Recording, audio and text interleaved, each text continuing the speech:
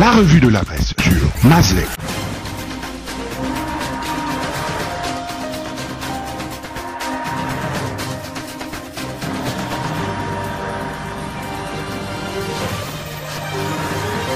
Dissolution de l'Agence nationale des grands travaux et des infrastructures ANGTI, volonté de cacher des sales affaires, titre l'Aube du 5 octobre 2020 à sa une, en éveillant des soupçons de détournement massif des fonds par ses anciens dirigeants.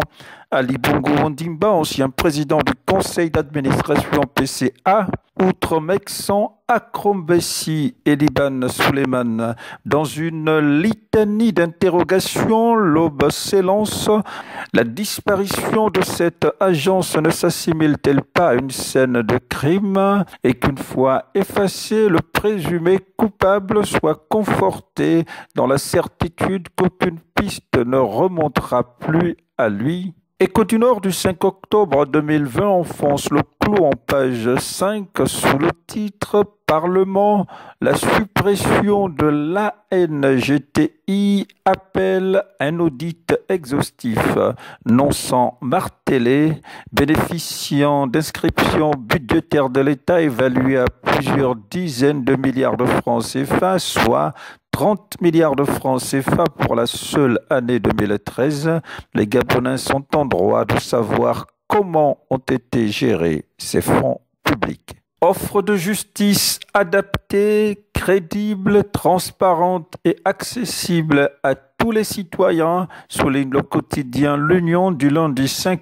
octobre 2020 à sa une. C'était à quelques heures de la rentrée de l'année judiciaire avec pour titre « Justice, une ambition nouvelle ». En page 9, l'Union titre « Anita Siana Moussavou Massandé, la voleuse d'enfants, enfin arrêtée ». Du côté de Mouila, précise le Canard, qui laisse peser des présomptions de vol à Fougamou de la fillette de 3 ans, Djenabou Magassa Moumou, retrouvée 6 jours après le forfait, et d'un bébé de 2 mois volé à Libreville. Marcel Cristal Mpalangui Ondo, retrouvée, elle, dans les mains de cette présumée voleuse de bébés au moment de son interpellation. Justice, l'avocat du jeune homme mort en prison récuse la juge d'instruction. Titre Écho du Nord en page 2, suite à la demande de dessaisir la juge Flore Nathalie Buenest dans l'affaire du décès de Cédric Apédo Amoumou, qui a vraisemblablement succombé à la suite de coups mortels infligés par le brigadier-chef-major Michel Judicaël Mbadinga et le lieutenant Estelle Ada Owono Mambili, tous deux policiers présentés au parquet et dont la mise sous mandat de dépôt de 9 jours est jugée totalement inopportun par la défense qui exige des peines exemplaires. Georges Mpaga et Privangomo face à la presse, ils exigent la libération des prisonniers politiques, titre l'Aube en page 8, en soulignant que le réseau des organisations libres pour la bonne gouvernance au Gabon, le rôle BG et New Power dénoncent l'érosion vertigineuse des libertés individuelles et un recours systématique à l'incarcération des compatriotes qui dénoncent la gestion scabreuse du Gabon par le pouvoir actuel. Les derniers roitelets alto, titre de l'éditorial d'Écho du Nord en page 5, qui tire sur une altogovénisation de l'administration en poursuivant ses attitudes rétrogrades et égoïstes, traduisent l'incapacité à considérer le Gabon autrement qu'à travers leur volonté de se servir et de la servir.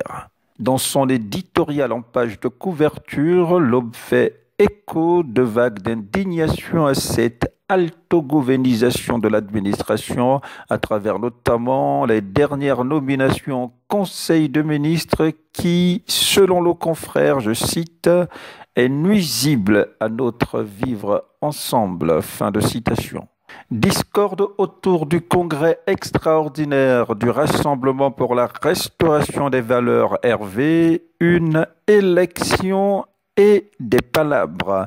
Titre l'Aube en page 7 qui précise que les partisans de l'ancien président fondateur Emmanuel Tony Ondomba, actuellement incarcéré à la prison centrale de Libreville, crient à la trahison après l'élection à la tête de cette formation politique au terme de ce congrès extraordinaire d'Arsène Nkogé-Nzé.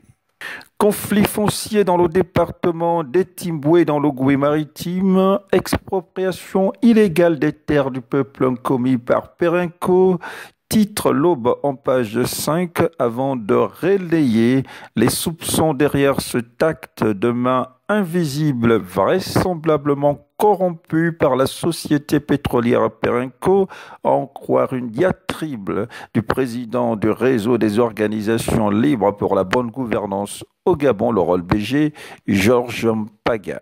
Prorogation de l'état d'urgence sanitaire, une décision qui surprend au regard de l'évolution de la pandémie. Titre Écho du Nord en page 6, à la suite de la prorogation par le Parlement de 45 jours dans les mêmes conditions. À Écho du Nord de déplorer, malheureusement, aucun député ou sénateur n'a osé faire remarquer au ministre de la Santé que de nombreux pays africains ont levé toutes les mesures restrictives sans que l'on assiste à la reprise de l'épidémie. Une note Covid qui acte la tombée des rideaux sur ce numéro de la revue de la presse. Merci de l'avoir suivi. L'info du Gabon en un clic, c'est sur Mazlek.